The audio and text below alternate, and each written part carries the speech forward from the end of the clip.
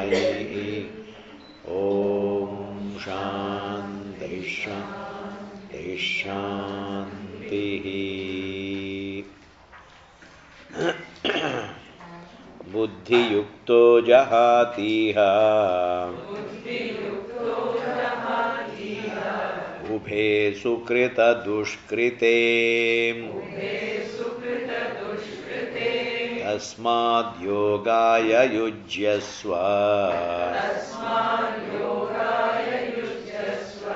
योगः कर्मसु कौशलम् कर्मजं बुद्धियुक्ता हि फलं त्यक्त्वा मनीषिणः जन्मबन्धविनिर्मुक्ताः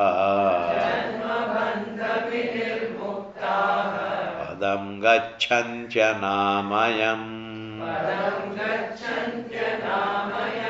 यदा ते मोहकलिलम् बुद्धिर्व्यतितरिष्यति तदा गन्तासि निर्वेदम् श्रोतव्यस्य श्रुतस्य च श्रुतिविप्रतिपन्ना ते यदा स्थास्यति निश्चला समाधावचला बुद्धिः तदा योगमवाप्स्यसि स्थितप्रज्ञस्य का भाषा समाधिस्थस्य केशव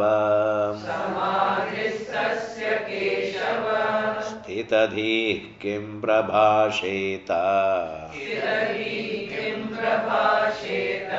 किमासीतं व्रजेत किम्।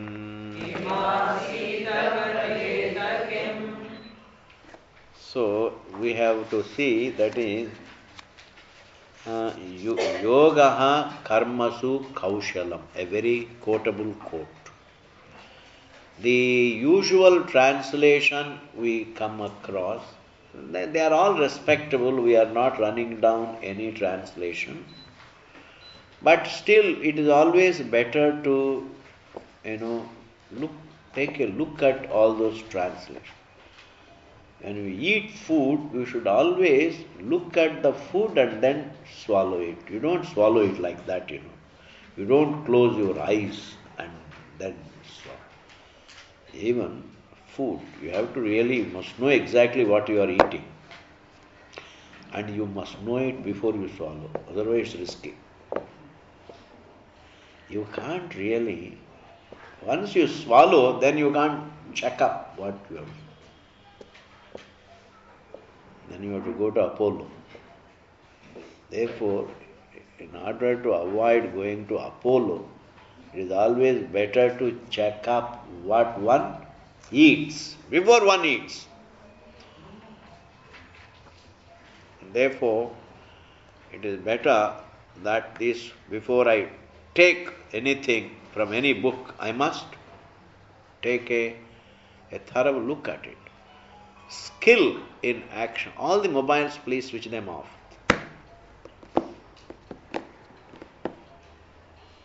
There is no need. Therefore, for 1 hour you can forget the world and think about Bhagavan Krishna. Bhagavad Gita. So, this is skill in action. In no way can skill, that generally means only skill means some kind of efficiency. A skillful action. Skill means more a know-how of an action. It's more a perfection in action, a know-how of an action. But that's not really what Krishna is talking. Krishna is telling, you do your actions with perfection or with without perfection, that's not really, that's important, but that's secondarily important. But in what is more important is doing it with the right attitude. That attitude is primarily important, and how well you do an action is also important, but then, well, that is secondarily important. That's important, but that's not what matters a lot. What guarantees happiness is not really your skill in action. What guarantees happiness is not the perfection in action. What guarantees is the attitude with which you perform the action, because actions bring results sometimes to our expectation, sometimes against our expectation. I should be able to cope with the result. Doing an action is easy. Doing an action is easy. But I have to cope with the result. When the result comes, I have to cope with it, because it need not always be as I expect. I don't have to cope with the result if it is to my expectation. I enjoy it. But very rarely do we get results to our expectations. And therefore, attitude is what really helps us retain our composure. But attitude, that is what we otherwise call wisdom. We call it as really jnanam, knowledge. It is wisdom. That attitude is wisdom. That attitude is knowledge. It has nothing to do really the training about the action. When you go to a business management or any management school, when you go to school or you go to really, let us say, some training, then they only teach you how to perform an action. They only teach you how to perform an action. They only teach you how to perform. Aram se baith ke sunna. Generally, many people I see, minds are never hearing. They are all the time restless. Hey Ramachandra, aram se baith ke sun nahi sakte. Because this opportunity you can't get again and again. When the Swami will pop off, nobody knows.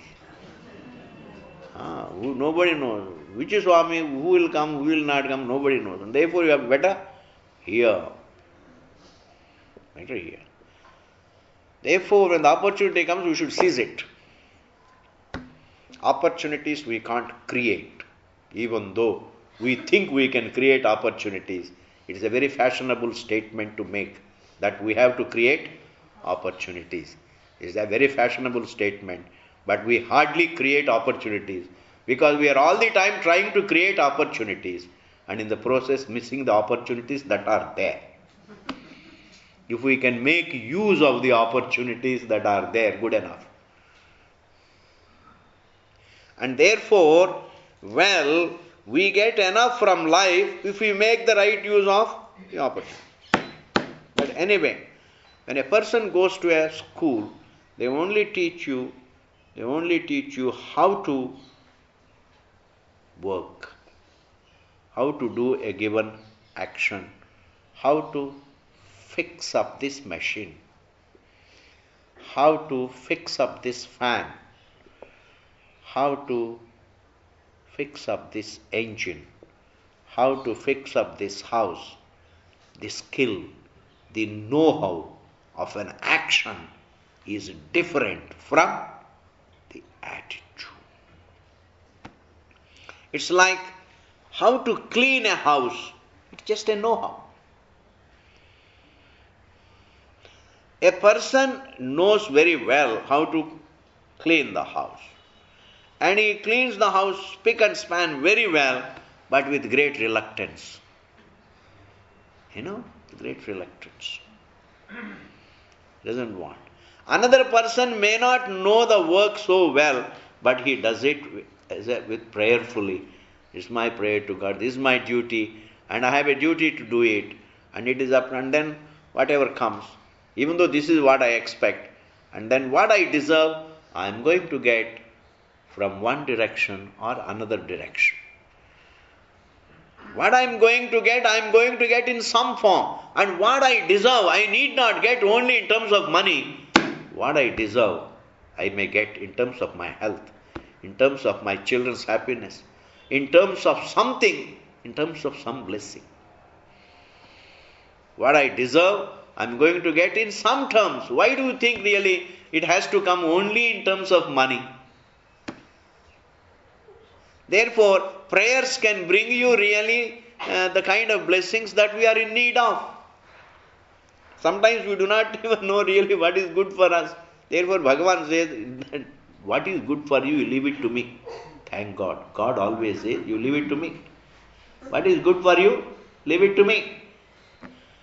God says, leave it to me. You don't decide what is good for you, because you will mess up everything. Because you will say, you will try to judge your well-being only in terms of money, property. You understand, gold. You will always judge your well-being in terms of all these things. Bhagavan says, don't that, you leave it to me.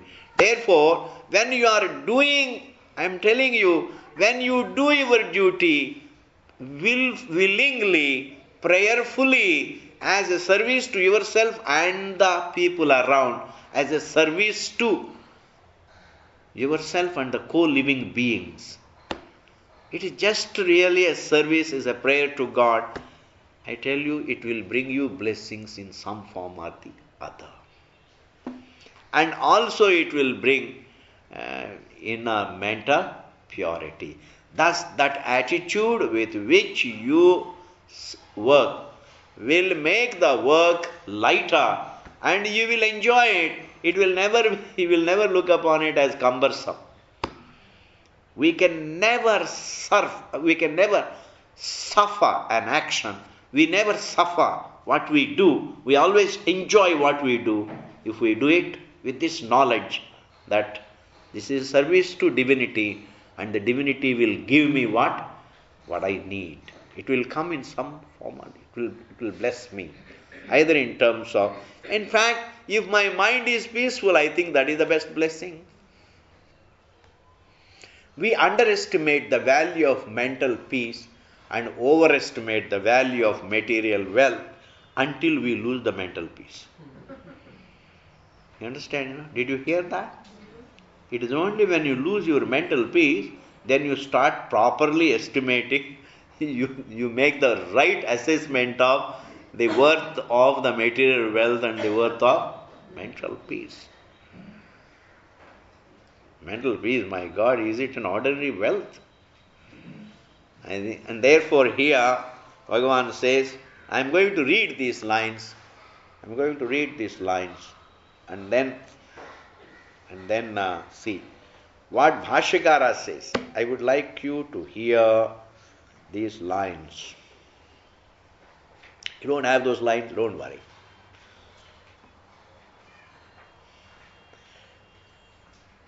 Tadhi kaushalam yat. That alone is kushalata. That alone is the dexterity.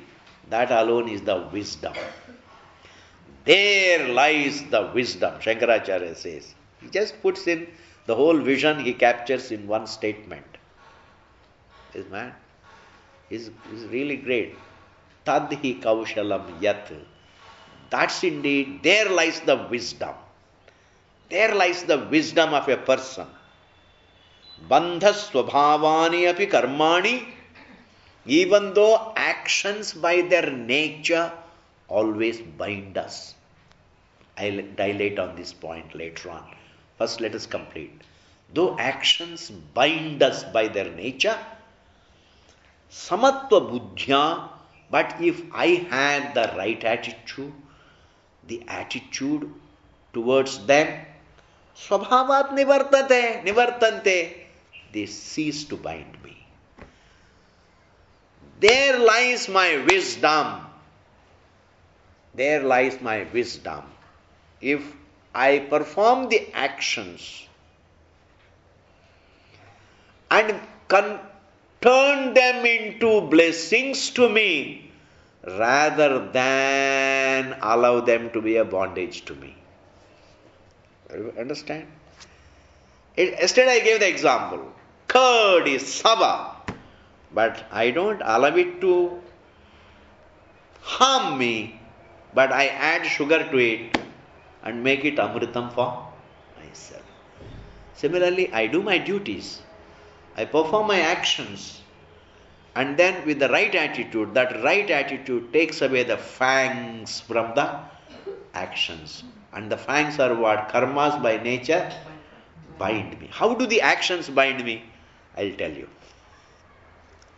When we perform an action, we don't perform actions like machines. We perform actions with motives. We perform actions with motives, with desires, with intentions, with expectations. And when we perform actions with strong desires for results, in the process we sometimes follow the rules and sometimes we break the rules.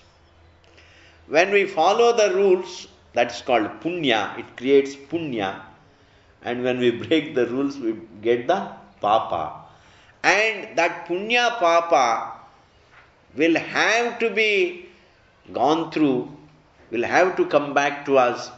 And therefore, in the next life, again, I face that punya papa. You understand, Therefore, this punya papa that we accrue by doing good and bad deeds has though come in the way of reflection. You understand? Therefore, punya papa.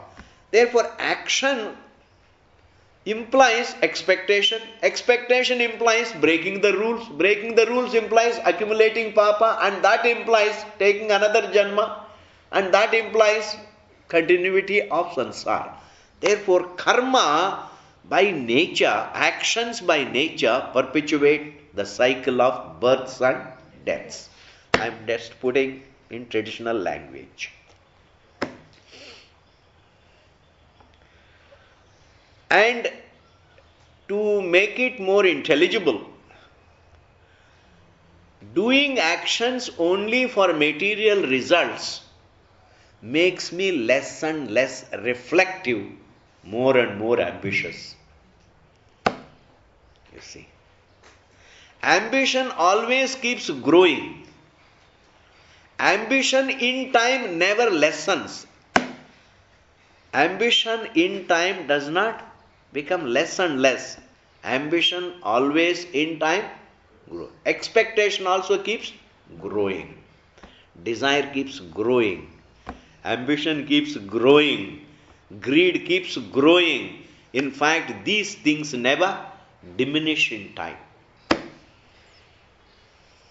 Therefore, actions imply ambitions, actions imply expectations, actions imply greed, and they keep growing, and as they keep growing, they hardly allow me to sit back and think about be reflective about myself.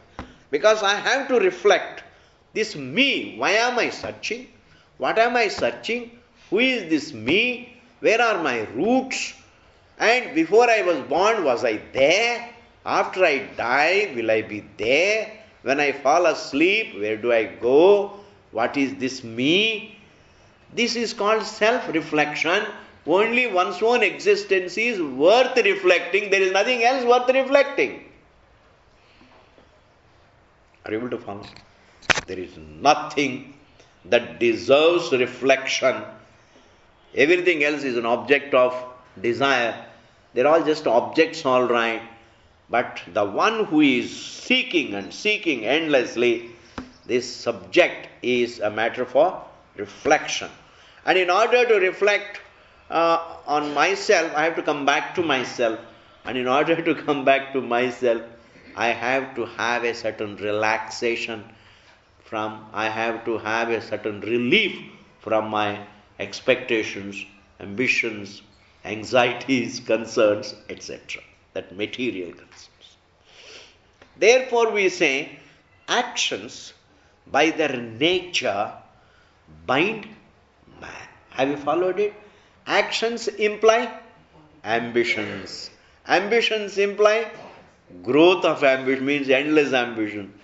And actions means ambitions, expectations, growing expectations, and they imply breaking rules. Silently we break dharma and collect papa. Sometimes when it suits you, when following rules suits you, you follow rules. When breaking rules suits you, you don't mind breaking rules. When you follow rules, you do it in full public view. And when you break rule, you do it quietly. See? Because when you follow rules, you want the whole world to know that you follow rules. And when you break rule, do it ekant mein. That is why these kings always used to say ekant. Ekant means what? Please go away. So that now it is time to do something gadbad. You understand? Therefore, when we break dharma, it is not without a consequence. We accrue some papa, and therefore that is going to come back to us in the form of some anxiety, some inconvenience, some unhappiness. Let me put it that. Sins come back to us in the form of unhappiness, dukkha. Papam brings to us dukkha. Now, here there is a problem. We always do commit a papam and somehow or other, try to convince ourselves, kuch nahi hoga. You understand? We do some papa, commit some papa, and then we think, kuch nahi hoga. Why? Because it takes some time to brew up. Sins take time to brew up and bring results. How can breaking a rule not have a result? And therefore, an individual, when he performs actions, definitely his ambition, has got ambition, and when he has got ambition, and in the name of ambition, what happens is, he does that omissions and commissions. Omissions and commissions in Sanskrit is called vidhi pratisheda, doing what is not to be done and not doing what is to be done. You understand? Whenever you do what is not to be done, in fact it implies not doing what is to be done.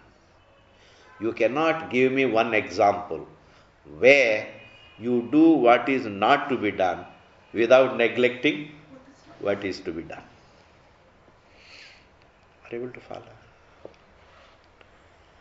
When you are really spending a lot of time in the club, let us say, that is all pratishiddham, because one is a housewife, not a club wife. A housewife should be where? In the house. Supposing the housewife goes to a club and then at 8 o'clock, at 10 o'clock, and then comes back at 10 o'clock, now will she be a housewife or a club wife? Ab bataiye. She will be a club wife. A housewife should be in the house, looking after the house, because that is where you get happiness for yourself, for your children, for your husband. In fact, it's a home. It's your heaven. And supposing you spend all the time in the club, that is doing what is not to be done at the cost of what is to be done. Therefore, you have to neglect your house to spend time. Therefore, even though we count it as one mistake, understand, omissions and commissions are two mistakes. That's omission. Omission means neglecting what you are supposed to do. And when you neglect what you are supposed to do, you are doing what you are not supposed to do. Hey Rama. When you do the wrong, you are neglecting the right. What did I say? In doing the wrong, you are neglecting the right. And in neglecting the right, you will be doing the wrong. Now, do you mean to say that these omissions and commissions, neglecting the rights and doing the wrongs, will have no consequence? No, they have consequence. We can't identify. When unhappiness comes, we think it is God's will, vagera. No, they are all the results of my own approach. Either in this life or in the previous life, it doesn't matter at all. But whatever I get is the result of our own karma. And therefore, if what I get in the present is the result of what I did in the past, then definitely I can get in my future the results of what I do now. Therefore, if I take care of my actions in the present, our future will be taken care of. This is what Bhagavan Krishna says, Karmanyeva adhikaraste ma phaleshu kadachana. You do your right actions, results will be taken care of. You will be given the results as per the law. Now I am just analyzing this point. Let us not lose track of this point. How are actions binding? Actions bind us by way of creating ambitions in us.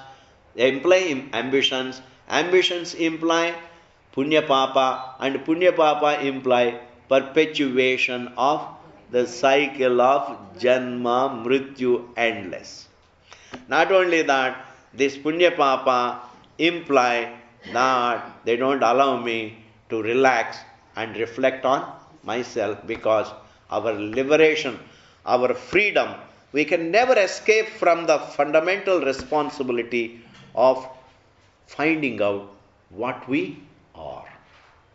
What are we? Now, a very important question has to be asked. Why do I want to be happy? Why do I want to be free? Why do I want to be happy? No, when I can't get happiness, I should be able to just, forget it. Supposing I want to get a house somewhere in America, I wanted to buy a flat in America, let us say, then I run out of money. Then I can always change my decision. I can change and then say, let me not have it. I wanted to have a flat in America, then I run out of money, then I can decide not to. That means now I can decide to have it. Now I can decide not to have it. Now I can decide to buy property in Delhi, and supposing I can't buy a property, I can again decide not to. These decisions we are able to make and implement. Why we can't decide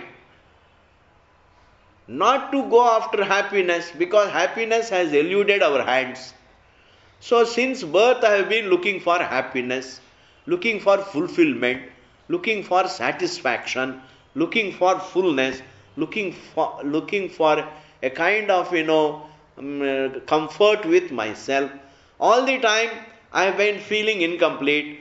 I always felt some kind of lack inside, some kind of lack. I may not have the language for it, but definitely I always felt it. There is some lack, and I always felt maybe if I get this, that lack will be gone. In this manner, I have been looking for happiness. Simple language for it is, I have been looking for happiness, and now I am 60 plus, but that happiness has not yet come to me. I still feel, I am still a searcher. I am still searching. I am not able to find. Now my question is, Well, for 60 years you have searched for happiness, and for 60 years the happiness has eluded your hands. Now, why can't you make a decision to just leave it? Why can't we leave this very search for happiness? Good riddance. Good riddance. Why? Why? Why go after this happiness? Leave it. Can you leave it? This is the wonder of wonders in life. What is constantly eluding my hand, I don't give up. This is the only realm in which we don't give up. I can give up my search for property. I can give up my search for money. I can give up my attachment to my wife and children. I can renounce anything in this world. This is something you have to hear. I know you have been hearing it, but every time you hear, you only partly hear, you don't fully hear. And this I understand very well. I can renounce everything in life, but I can't renounce my search for happiness. That is because I told you, when people wanted the empire for happiness, and when a king renounced the empire, he renounced only for happiness. You understand?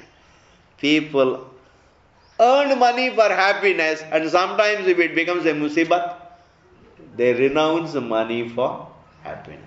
That means earning is for happiness. Renouncing is also for happiness. In such a situation, you can never renounce the search for. We can't renounce the search for happiness because we renounce everything for happiness.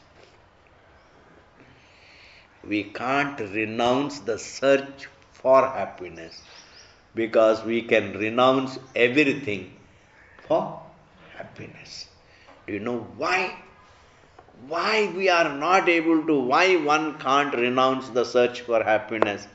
The Shastra beautifully says, because that happens to be your nature. This is all self-reflection, understanding oneself, understanding one's problem. What are we doing? Why are we doing? This self-reflection is not allowed to happen when we are preoccupied with ambitions, etc., etc. Are you able to follow? In that manner, actions by nature bind man.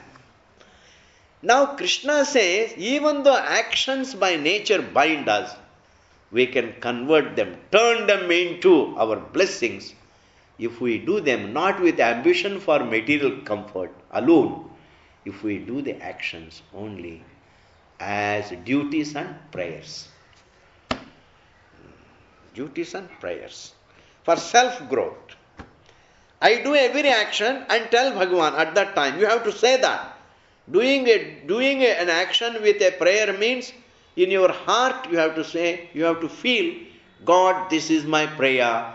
Let me get mental purity. May I have good health. May I have mental peace. May everything be peaceful at home. Let all be well with me and around me so that I can live my life fruitfully and usefully and for understanding the truth. You have to say it in so many words.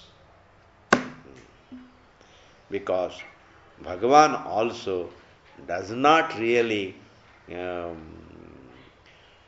also does not give you what you don't ask for. Did you hear that? What did I say? Bhagavan does not give you what you don't ask for. Why should he? Why should he? Anyway, why should he give you? And therefore, Sankalpa in our culture is very important. Sankalpa means what? You spell out even to divinity. You spell out in your heart means what? You cherish what you want. You cherish what you want, and what you cherish is only that purity, that peace, that self-growth and self-knowledge. That way, with that prayer, if you do, then can the actions bind you? No, they keep on working for your mental peace and purity. They only work for your liberation. It's like, service. Now let us take one example. Then we go to the next verse. Yes, mobiles, they keep on making noise. Just switch them off. AC, who has put it on? Okay. Okay. Somebody has put it on. There is a switch, please. Okay, please be careful. Thank you. Now, I'll give you an example. Supposing, you do social service. Okay? Do social service. Genuine service. Not even social service. Service at home. Say, supposing you do genuine service to look after the house and do everything very, very great sense of responsibility, etc. Does it not give you satisfaction? When you do everything to keep children comfortable, parents-in-law comfortable, husband comfortable, or wife comfortable. I mean, in putting your own house in order, by creating tranquility in the household and guiding the children properly. Meaning what? When you, do your duties with a great sense of responsibility, great sense of duty, does it not give you satisfaction? Satisfaction comes only not through an object. Satisfaction comes only when we do what we are supposed to do. Understand this. Satisfaction comes only when we do what we are supposed to do. By doing what we are supposed to do, that is the source of satisfaction. Doing the vihita karma is the satisfaction. Avoiding the wrong action is the source of satisfaction. Pleasure is not satisfaction. Enjoying a pleasure is never the source of satisfaction. I hope you are able to follow. Suppose you go to Switzerland and live in a 5-star hotel for 10 days and eat a lot of fish and caviar, etc., etc. Do you mean to say that it is going to give you satisfaction? Is that the source of satisfaction? There is an error in our thinking. Objects can never be the source of satisfaction. But doing our duties correctly never fails to give us satisfaction. In serving your parents, that is your duty, has to give you satisfaction. Even serving your parents-in-law, supposing you neglect your parents-in-law, whatever they are, it will make you feel guilty in time. Yes, it will make you feel guilty. It is better to call spade a spade. Because they are elderly people, they may not come up to your expectations, and you may have expectations, but they are elderly, and the youngsters must serve the elderly, and when they don't serve in time, they will feel guilty. They will feel guilty. And if you don't feel guilt immediately, and in time after 10 years, supposing you get some physical problem, immediately you will relate it to that. I neglected my parents-in-law. I never looked after them. That is why a musibat has come. Then you start feeling guilty. You are able to effortlessly feel guilty because it was obviously wrong. It's obviously wrong. Therefore, where do we get satisfaction? Which is the source of satisfaction? Money is not the source of satisfaction. Not what we call Italian marbled house is not the source of satisfaction. Forget it. If it is all illusions. Ultimately, in doing what we do your duty with the right attitude. That is the sole source of satisfaction for Jiva. Bhoga is not the source of satisfaction. Bhoga, it thrills you for a second. Pleasures thrill us for a few seconds, not lasting satisfaction. I gave this example long ago, a number of times, and I am going to give it today again, because with the hope that you have forgotten that example, and so that you can hear it now.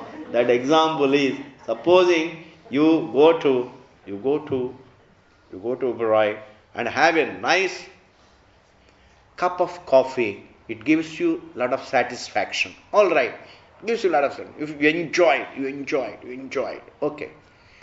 And what is that satisfaction next day? Today you go and enjoy. You get that thrill of having a good cup of coffee. Okay, and you are a coffee lover. What is that satisfaction next day? It's nothing. It's history. What does it become? History. It's only memory. It's gone. I want you to concentrate on this point. And don't tell me that memory makes me happy. Does it make you happy? The memory of that coffee only creates further craving for it. Doesn't give satisfaction. Satisfaction is where really you feel nice without any craving. You feel satisfaction. Therefore, every pleasure becomes memory, history. Every pleasure is history. Like Budbuda Praya, like bubbles. They rise and break. Like bubbles. Every pleasure is like a bubble. Bubble. And then there is a formation of a bubble rises, bubble breaks. Bubble rises, bubble falls. Bubble rises, bubble breaks. At least, bubbles have got some length of life. That pleasures don't have that even length of life. I am telling you. The pleasures as they rise, they just disappear. At least bubbles play around for a little while. Is it not? But supposing the same money you use same money to help a hungry man or a sick man. You buy medicines for a sick man. A man who is absolutely sick, he doesn't have any money, you go and take him, show him to the doctor and pay to the doctor, pay the bill, and then buy him medicines and tell him, this is how you should take these medicines, you'll be alright in a week's time. You just give him not only the medicines, but also the knowledge how to go about it and spend time. You give your time and money and energy, and then you go back home, and then he becomes alright. Tell me, for how long will it give you satisfaction? For your whole life. Does it ever become history? No. Satisfaction born of doing duty. Satisfaction born of doing duty. Does it ever become history? No. It never becomes history. It never becomes memory. It never becomes memory. Understand? When we analyze, one thing is very clear. What brings us satisfaction in life is not these great pleasures. What gives us satisfaction is doing our duties correctly and with the right attitude. But sometimes what happens, you serve somebody, but reluctantly, it doesn't give you as much satisfaction as the service that you give with the right attitude. Oh, I could have done better. He was a guest, stayed with us for 10 days, but then I was not very, very nice to that guest. Even though he ate what we ate, we did take him round the city and we took him to a picture also. थोड़ा बहुत तो ठीक है, but then really we were not that happy. We didn't show our great willingness to have him over as a guest. But we did give certain signs by which he could have easily must have inferred that we are not that happy. Then later on you feel guilty. The full satisfaction you get, choiceless satisfaction we get, and effortless satisfaction we get, which really goes a long way in giving us physical and mental health, is doing our duty with great attitude. Doing our duty with right attitude. There is no alternative source of satisfaction. There is no alternative. Satisfaction that lasts for life is different from those bubbles. Understand? What can sustain us is that satisfaction. What can sustain us is that satisfaction. Thus, here Krishna says, thus yoga karmasu kaushalam. Therefore, what is the right translation? We will go to the next verse. What is the right translation? Skill in action is yoga, or wisdom associated. Right attitude in action is yoga. Right attitude associated with our duties is called yoga. Attitude followed in our duties is yoga. Not merely skill. Skill means what? It becomes very material. Skill means the know-how. The know-how of an action is different from the attitude. I hope I am conveying this. The know-how. It's like, you know how to cook food. That is called know-how. That's called skill. You are very skilled. You are very skilled in making all Punjabi food, Rajasthani food, Gujarati food, and South Indian food, Bengali food, in fact, continental, everything, exotic, Chinese, everything, You are very skilled. Does it guarantee satisfaction? Does it guarantee satisfaction? If skill can give satisfaction, if skill can guarantee satisfaction, all those skilled, Duryodhana would have been the happiest man, because he was very skilled in setting fire to others' houses. He was very skilled. Does it mean that he was very satisfied? No. Action, skill. We need the skill. We must have the know-how of an action. That's different. Let us not bank on our perfection in action. Perfection means perfect skill, perfect know-how. Efficient. I am efficient in my action. I know how to do it. I can do it. That itself doesn't mean anything. But doing it as a duty and prayerfully, and being prepared, being ready to accept whatever comes for inner growth. Doing those actions for inner growth, that is Karma Yoga. Karma Yoga is spiritual attitude. Yoga is a spiritual attitude.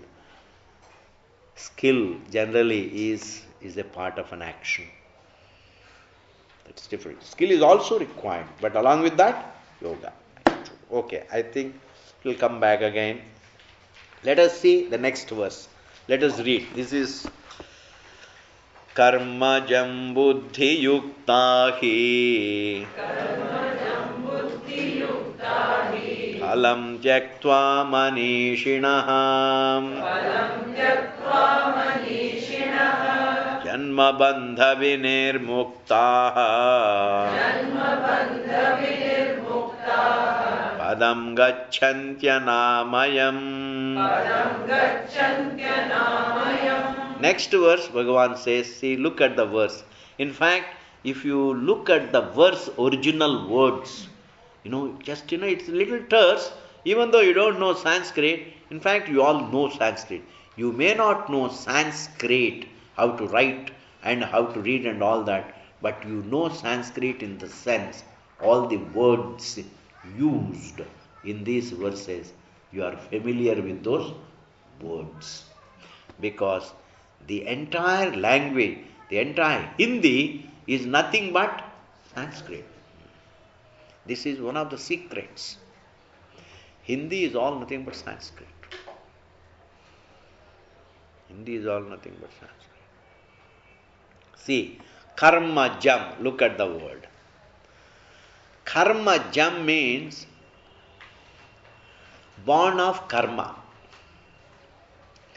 Action creates some result and it is always material.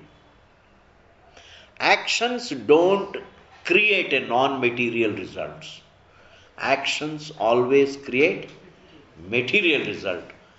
Attitude creates mental result. What I think in the mind makes a difference to my mind. And physical actions bring about physical results, may be important for my survival. That's different. But what I think determines the health of my mind.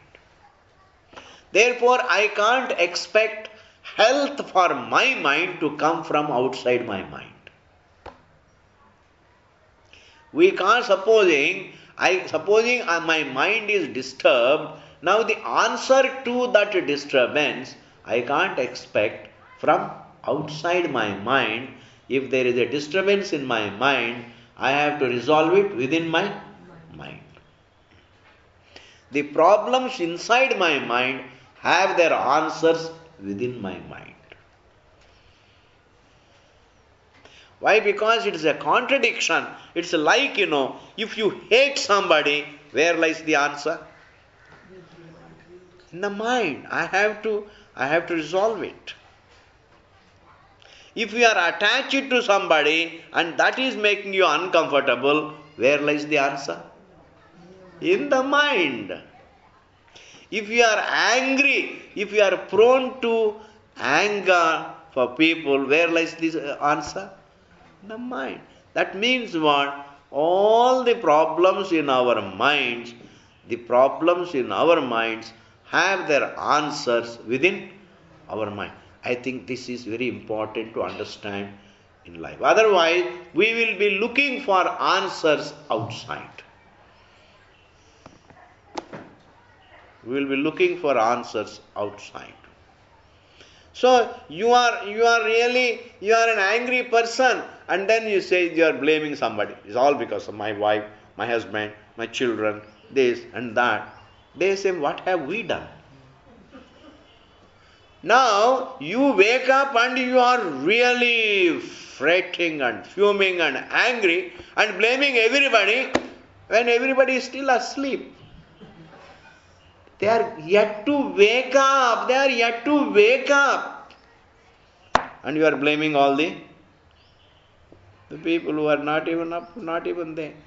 And therefore, there is no use of expecting answers from outside. The answers don't lie outside. The problems are in the mind. The answers also lie in the mind. This is one topic. When I perform a physical action, use my hands and do an action. Like, I till the land. I sow the seeds. I raise the crop. This is all what? Is it an attitude or action? Action. And actions don't create mental results. Actions create material results. Actions can only create physical material results. Now the material results that are born of the actions, the physical results which are born of the physical actions, can't handle the problems, the mental problems that take place in my mind. The physical prosperity can tackle the physical poverty. The physical lack, the physical abundance, the physical object can fill the void created by the lack of it. If If you don't have money, then having money solves the problem. Okay? Therefore, the physical problems are solved by physical object. If I don't have furniture, go and buy the furniture. If I don't have money, get money. If I don't have woolens, go and buy woolens. So not having woolens is a problem, and therefore the woolens are bought, and when they come, they solve the problem. Simple. Physical objects alone solve the problems created by the lack of them. In other words, only prosperity can handle the poverty. Poverty doesn't go away just because you have an attitude. Supposing you are feeling hungry, and just because you have a different attitude does not mean you will not be hungry. Therefore, the hunger has to be attended to through, because it is a physical thing. Hunger is physical. It is not a problem in my thinking. Hunger is not a problem in my thinking. Hunger is not a problem in my attitude. Hunger is not that is a physical reality. That is a physical problem. And that has to be attended to by the food. You have to eat. That's why Swami Vivekananda used to say, you can't teach Vedanta to those who are hungry. To the hungry stomachs. You can't teach Vedanta to the hungry. Those who are all the time hungry. If somebody says, we are hungry, please give us something. He says, we will teach you Vedanta. What will you do with Vedanta? What will they do with Vedanta? Previously they were hungry, and when you say, we are going to teach you of Vedanta, they will become angry.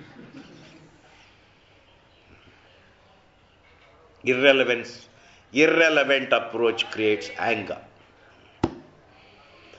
And therefore, the physical actions create physical results. That is what is Krishna saying, karmajam. Karmajam means physical results born of physical actions. Physical results born of physical results will not come to us by wishful thinking. Physical results will come to us only by action. Action is choiceless. If you want physical result, you have to perform an action. It is not by chance it will come. Either I have to work for it now, or I must have worked in my previous life, then it will come to me by inheritance, etc., etc. This comes on a platter. That's different. But without a physical action, physical result is not possible. This is clear. Now, Krishna says, karmajam phalam, these physical results, tyaktva, having renounced. Tyaktva, having renounced. Having renounced the physical results, buddhi yukta hi, and being endowed with the right attitude. Manishinaha, the wise. The wise, what do? They perform the actions. They don't cherish the material results, but they cherish their own development, their own growth, their own inner peace. They renounce the material. They renounce the material results means they renounce the motive for the results. Results will come. But my motive is not merely for the result. My motive is buddhi yuktaha. My motive is to solve my problem, to grow up to find myself. I have to grow up to find out what I am. For that I need mental preparedness. I need mental purity. I need mental peace. I need mental relaxation. I need God's grace to be able to look at myself. For that I perform my duties. So duties have a different purpose.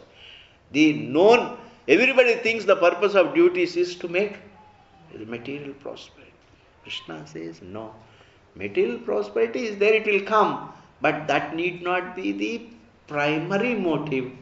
That need not be the primary motive. The primary motive should be yourself. I am doing my duties for myself, for my growth and for my enlightenment. This particular verse we will do from the beginning. First we will see the word meaning, then exactly we see whether what Krishna says, is it practical to be doing duties, then renouncing material results. Here there is no renunciation, doing duties as a prayer to God primarily for self-development. Is it practical? Is it practical? These questions are raised. Is it really practical to do duties only for self-development? Is it not really the incentive? Is not the money the incentive behind all the duties? In this manner, lot of questions are raised. All these things we attend to the coming class. Om Purnamadaha Purnamidam Purnat Purnamudachyate Purnasya Purnamadaya Purnameva Vasishyate. Om Shanti Shanti Shanti. Harihi Om Shri Gurubhyo Namaha. Harihi Om Om Tat Sat. Hari Om.